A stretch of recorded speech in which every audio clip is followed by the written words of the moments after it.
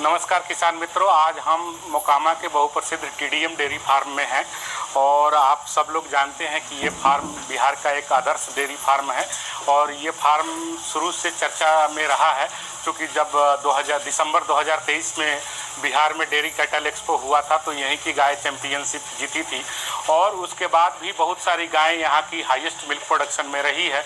और आज हमारा सौभाग्य है कि टीडीएम डेयरी फार्म के ऑनर संभव सर हमारे साथ में हैं और हम लोग आज कुछ गायों के मिल्क प्रोडक्शन, फैट परसेंटेज, अडर अटैचमेंट, अडर इम्प्रूवर, इन सब टॉपिक्स के बारे में बात करेंगे और इनसे ये जानना चाहेंगे कि जब इन्होंने एबीएस के सीमेंट को यूज किया और एबीएस की जो प्रोजेनी आई वो अपने प्रीवियस पेरेंट से कैसे बेटर थी in term of milk production, in term of fat percentage, in term of udder attachment, इन सारी चीज़ों में वो अपने पहले पेरेंट से कैसे बेहतर हुई इनके फार्म पे और अभी क्या एवरेज मिल्क प्रोडक्शन दे रही है, अभी क्या एवरेज फैट परसेंटेज आ रहा है और ये एबीएस के परफॉर्मेंस को कैसा मापते हैं और ये एबीएस के परफॉर्मेंस को किस तरह से देखते हैं और ये इनसे हम एक संदेश भी लेंगे बिहार के बाकी डेयरी फार्मर के लिए कि वो अपने फार्म को कैसे बेहतर कर सकते हैं। तो सर स्वागत है। आप सबसे पहले एबीएस की तरफ से बहुत बहुत शुभकामना। आपका सर ऑलरेडी हम लोगों ने एक अडर चैलेंज कंपटीशन लिया था, उसमें भी आपकी गाय विजेता हुई है और सर हम ये जानना चाहते हैं कि आपने काफ़ी लंबे समय से एबीएस का सीमेंट यूज किया है, तो आपको क्या क्या अनुभव हुए एबीएस के सीमेंट से और क्या क्या परफॉर्मेंस देखने को मिला? सबसे पहले तो आपका स्वागत है टीडीएम डेयरी फार्म पे और आपका बहुत बहुत धन्यवाद कि आपने अपने व्यस्त जो आपका शेड्यूल है उससे समय निकाल के किसान के पास आए ताकि हम लोग को भी प्रोत्साहन मिले, जानकारी मिले और साथ में डॉक्टर सुनील जी का भी बहुत बहुत धन्यवाद। देखिए हम लोग जब शुरू किए थे, सबसे पहले तो देखिए जब हम लोग शुरू किए थे तो हम लोग को कुछ ज़्यादा इसमें आइडिया नहीं था, जो आप लोग जो चार्ट देते थे। तो अभी तो क्या हो गया है कि एबीएस का बहुत कि हम आभार व्यक्त करेंगे कि आप इसका अवेयरनेस बहुत ज़्यादा ला रहे हैं कि आप उसको रीड कैसे करना है। शुरू में जब हम उसको एक सिंपल एग्जांपल देते हैं, उस समय जब हम देखते थे तो उसमें सायर और डैम लिखा रहता था, तो हमको उसमें वही समझ में नहीं आता था। तो फिर हम उसका उपाय निकाले कि डैम मतलब मैडम, मैडम मतलब डैम मतलब लेडीज है और सायर मतलब सर, तब मतलब जेंट्स है। ऐसे करके शुरू में तो उसमें समझ नहीं आता था।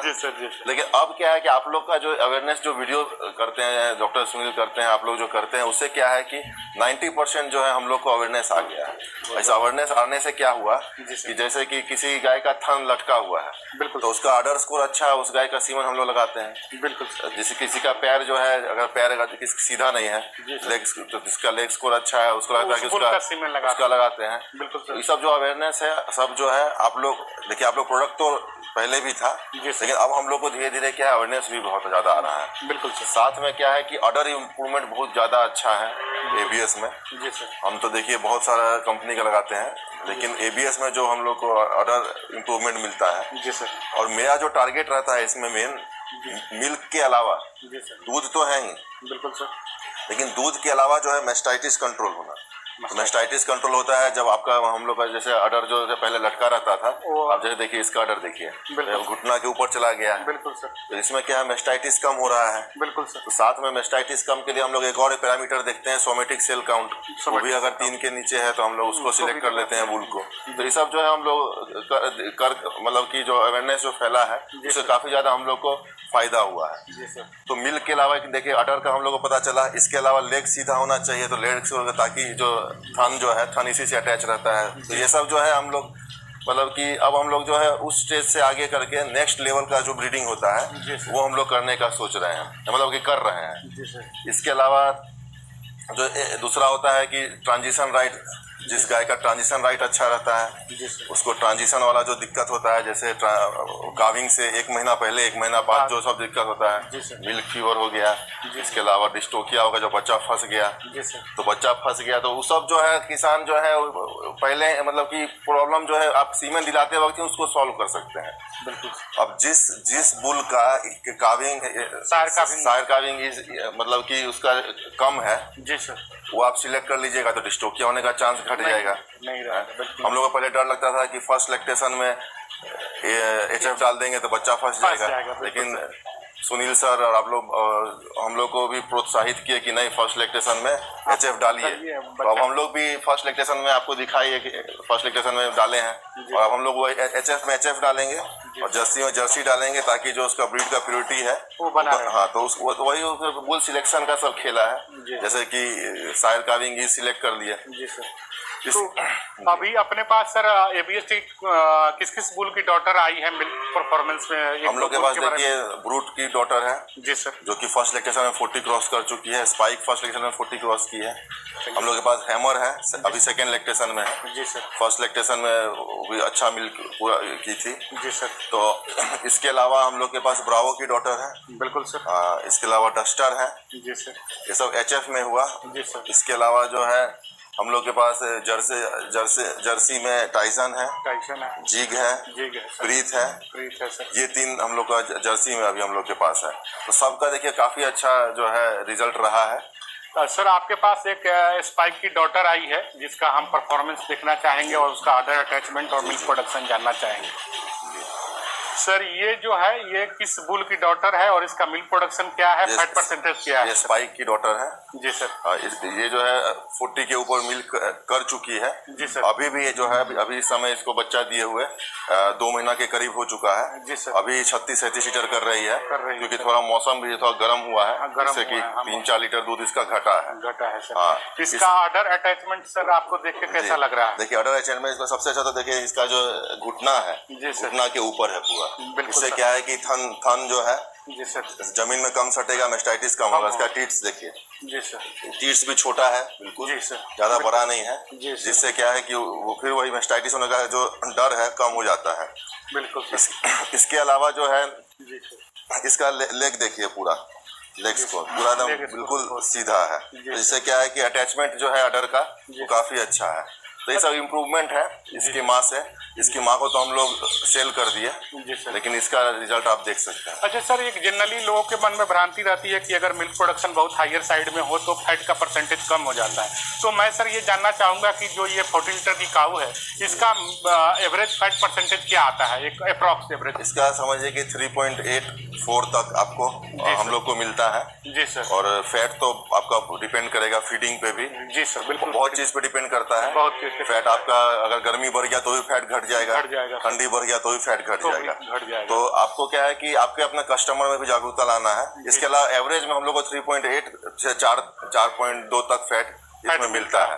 तो मतलब इसका ये मतलब है किसान मित्रों की, आपने जैसे सुना संभव सर ने कहा कि मिल्क प्रोडक्शन इतना हाई होने के बाद भी 3.84 तक फैट का परसेंटेज इनके इस गाय में मिल रहा है, और एवरेज फैट प्रोडक्शन जो इनके फार्म पे है 3.84 से लेकर 4.2 तक जाता है, और इनके पास लगभग 95% HF गाय हैं। तो ये एक जो भ्रांति है कि अगर अधिक मिल्क प्रोडक्शन होगा तो फैट परसेंटेज डाउन हो जाएगा, ये भी बहुत हद तक सही नहीं है। अच्छा सर, मेरा आखिरी क्वेश्चन आपसे ये रहेगा कि चूंकि बहुत से फार्मर जो हैं बिहार के, वो ये कहते हैं कि यहाँ के क्लाइमेटिक कंडीशन में HF गाय का सरवाइव करना और इतना मिल्क प्रोडक्शन करना संभव नहीं है। तो वैसे किसानों के लिए आप क्या कहना चाहेंगे, क्योंकि आपने इसको संभव कर दिखाया है और इतनी मात्रा में गायें हैं और आपके फार्म पर कोई भी गाय 30 लीटर से कम की नहीं है, तो एक आइडियल फार्म है। तो आप किसानों को क्या कहना चाहेंगे कि इस मिथ को दूर करने के लिए कि हाँ भाई यहाँ पर HF गाय सर्वाइव कर सकती है और 30 लीटर प्लस मिल्किंग बिल्कुल कर सकती है? सर देखिए, ABS का जो कॉन्सेप्ट ID है, Indian dairy index, IDI sorry जी सर। तो उसका जो मेन होता है कि दूध के अलावा भी आपको क्या क्या प्रॉफिट मिल रहा है। बिल्कुल सर। तो जो कंपनी जब आपको दे रही है जी सर, तो देखिए HF जो टोटली जो क्या है कि टोटली मैनेजमेंट का खेल है HF। बिल्कुल। अगर आपका मैनेजमेंट अच्छा नहीं है तो 40 लीटर वाला गाय आप 20 लीटर दुहिएगा। बिल्कुल सर, कंप्लीटली। और आपका मैनेजमेंट अच्छा है तो आप 40 वाला 40 दुहिएगा, 38 दुहिएगा, 35 से 40 दुहिएगा। और दूना बहुत ही आसान है। इसमें थोड़ा आपको क्विक रहना पड़ेगा, हर चीज में क्विक। आपको थनेला पकड़ने में क्विक, आपको गाय का साइंस पकड़ना है। अगर गाय का रुआ खड़ा है मतलब दिक्कत, कान उसका नीचे है मतलब दिक्कत। गाय अगर खाना नहीं खा रही है तो जबरदस्ती मत खिलाइए। बिल्कुल सर। और दूसरा क्या है कि आपके यहाँ जो पैदा हुई बाछी है वो यहाँ पे परफॉर्म करेगी ही। आप अगर बाहर से बाछी ले आइएगा तो उसको दिक्कत हो सकता है, लेकिन जो आपके यहाँ जो बड़ा होगी वो एचएफ बिल्कुल परफॉर्म करेगी आपके यहाँ। हम लोग का एक्सपीरियंस यही बोल रहा है। देखिए, जैसे किसान मित्रों, आपने सुना कि संभव सर ने बोला कि अगर आपके अपने यहाँ बछिया तैयार करते हैं और उसकी ब्रीडिंग करते हैं तो वो डेफिनेटली परफॉर्म यहाँ करेगी ही, और इनके फार्म पे परफॉर्म कर रही है। बहुत सारे लोग ऑलरेडी यहाँ पे ट्रेनिंग भी होती है, ट्रेनिंग में भी आते हैं पूरे बिहार से लोग और यहाँ देख के जाते हैं। बहुत अच्छा परफॉर्मेंस हो रहा है। इसमें ऐड करना चाहिए जी सर, इसमें एक्चुअली होता क्या है कि जेनेटिक्स का जो रोल है जी सर, वो तो समझिए कि 30, 40, 50% तक ही है। जी सर। इसके अलावा क्या है कि आपका फीडिंग भी अच्छा होना चाहिए। बिल्कुल सर। जो एनवायरमेंट जो है, एनवायरमेंट देखिए आप उसको चेंज नहीं कर सकते हैं, लेकिन जब बच्चा आपके यहाँ से पैदा लेके बड़ी होगी तो एनवायरनमेंट के साथ वो मतलब कि है सेटल हो जाएगी। दूसरा ये है फीडिंग, एनवायरनमेंट, और तीसरा जो है आपका रख रखाव भी बहुत इंपॉर्टेंट है। बिल्कुल सर। और इस सब के साथ जो चौथा जो आपका कहता है मैनेजमेंट मतलब कि आपका डिजीज मैनेजमेंट कैसा है, वैक्सीनेशन कैसा है, क्योंकि 40 लीटर में हर चीज नुकसान बहुत ज्यादा है। बिल्कुल। खनेला हो गया नुकसान ज्यादा, वैक्सीनेशन में आपका एफएमडी हो गया नुकसान ज्यादा, तो हर चीज में आपको जो है मतलब कि एक रिकॉर्ड रखना पड़ेगा और साथ में क्या है कि क्विक एक्शन लेना पड़ेगा। तो किसान मित्रों, जैसा ना आपने सुना, संभव सर ने बताया कि आपको हर चीज में क्विक एक्शन लेना पड़ेगा। डिजीज मैनेजमेंट भी आपका अच्छा होना चाहिए, रख रखाव भी आपका अच्छा होना चाहिए, फीडिंग भी अच्छा होना चाहिए, तब जाके जेनेटिक्स परफॉर्म करती है। तो हम लोग आज यहाँ पर आए थे इसी उद्देश्य के साथ कि हम ये भ्रांति दूर कर सके कि बिहार में एक अच्छा मिल्क प्रोडक्शन नहीं हो सकता और एचएफ का सर्वाइवल बिहार में जो मुश्किल है, जो जनरली किसान कहते हैं, उसको दूर करने के लिए हम संभव सर से टाइम लिए थे। और हम लोगों ने देखा यहाँ पर जितनी भी सारी गायें हैं वो सारी की सारी 30+ हैं और उसमें से मैक्सिमम 40 के आसपास की गायें हैं इनके पास। तो ये बिहार के लिए एक बहुत अच्छा संदेश है और ये इससे साबित होता है कि बिहार में भी एक रोल मॉडल की तरह ये फार्म आगे बढ़ रहा है। और मैं बाकी किसानों से ये अनुरोध करूंगा कि संभव सर ने जो फीडबैक दिए उस पर काम कीजिए। Breeding, feeding, management, disease management, vaccination, इन सब पर आप फोकस करें। आपके फार्म पे भी एक बहुत बेहतर गाय बिल्कुल बन सकती है और इन सब का अगर समावेश हो तो आगे आप बहुत बेहतर ब्रीड तैयार कर सकते हैं। धन्यवाद सर, आपको एबीएस का समय देने के लिए बहुत बहुत धन्यवाद। आपको भी बहुत बहुत धन्यवाद।